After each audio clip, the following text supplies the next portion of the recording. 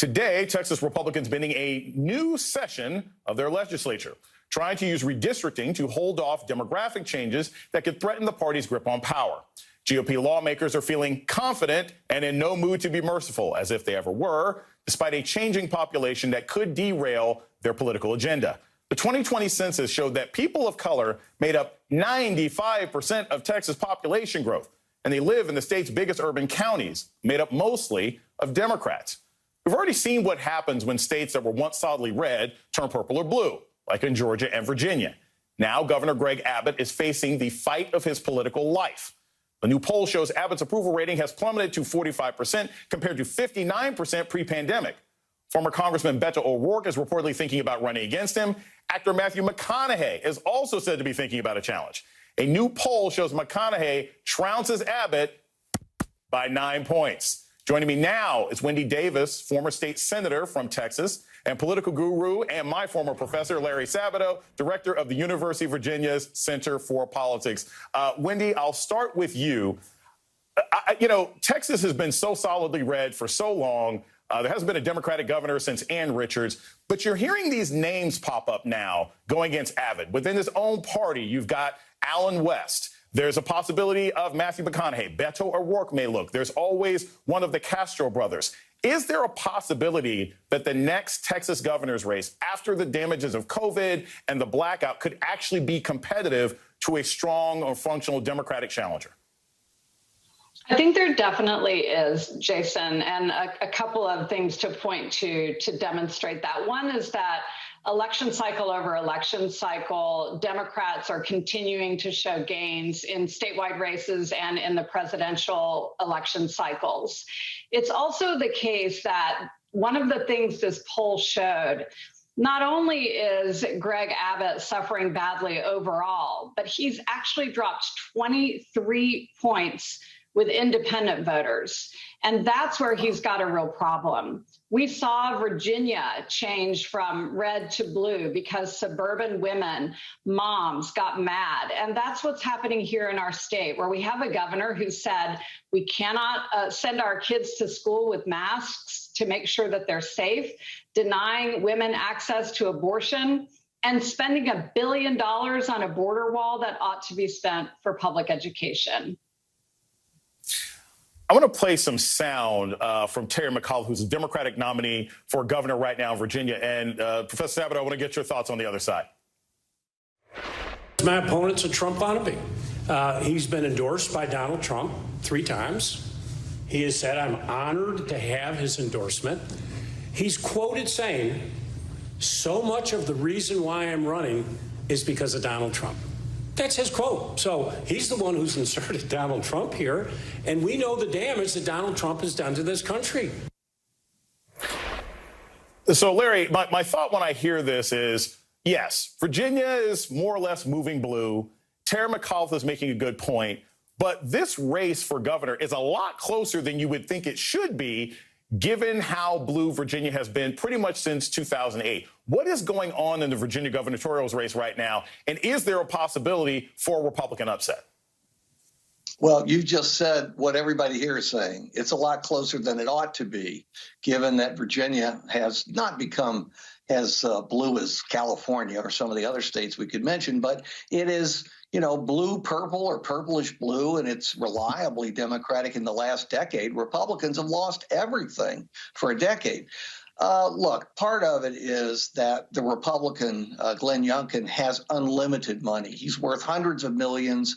He's told even Republican legislators privately he's going to spend $100 million or more.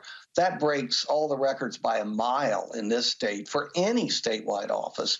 That's part of it. Also, he has no record. He's been in business. He's never run for public office, although to his detriment, he's created a record by some foolish statements that he has made, including the one you cited about how wonderful Donald Trump is. And he's also said what he thought privately and was recorded, that he's going to make decisions that will please the anti-abortionists in Virginia, but he can't tell people because he knows it's unpopular. Well, you don't say that when you're being recorded. That was kind of dumb. He didn't know he was being recorded. But my feeling, I go both ways on this, because on the one hand, the polls here frequently underestimate Democrats. They have recently, the last governor, the polling average had Ralph Northam up about 3 points. He won by 9.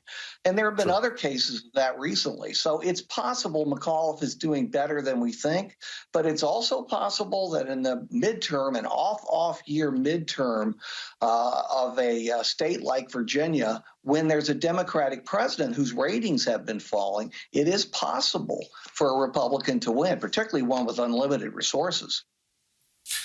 So a lot of Democrats across the country, some were sighing with relief, some were absolutely thrilled by what just happened in California, where Gavin Newsom was able to rally support in the last 6 or 7 weeks, defeat Larry Elder, defeat the recall. And strategically, some Democrats seem to think, hey, look, if we can make sure that we mark every single Republican running next year as a Trump acolyte, that'll be enough for us to win. If we hang COVID around the necks of Republicans, that should be enough for us next year.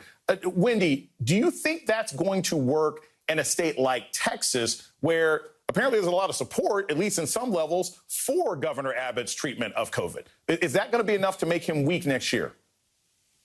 The interesting thing statewide in Texas is the very low participation that we have in our state primaries. So, for example, when Governor Abbott was elected as the Republican nominee in his last gubernatorial race, less than 10% of registered voters in Texas were responsible for giving him the Republican nomination.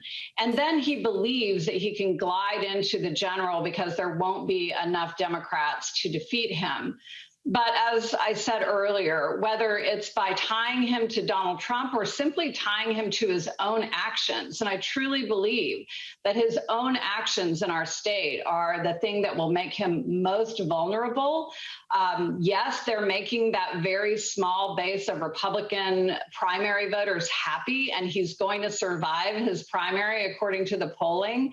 But can he survive a general election taking a hard right turn like that and abandoning what a lot of us believe should be the priorities of our state governance? I don't know if he can.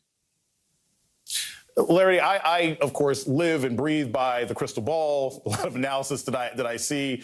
And I usually don't like to prognosticate too far. I mean, 2022 is still a year off. A week is a lifetime in politics. But I do think as of right now, we can see some of the contours of next year. It'll always be the economy, but also it will be COVID.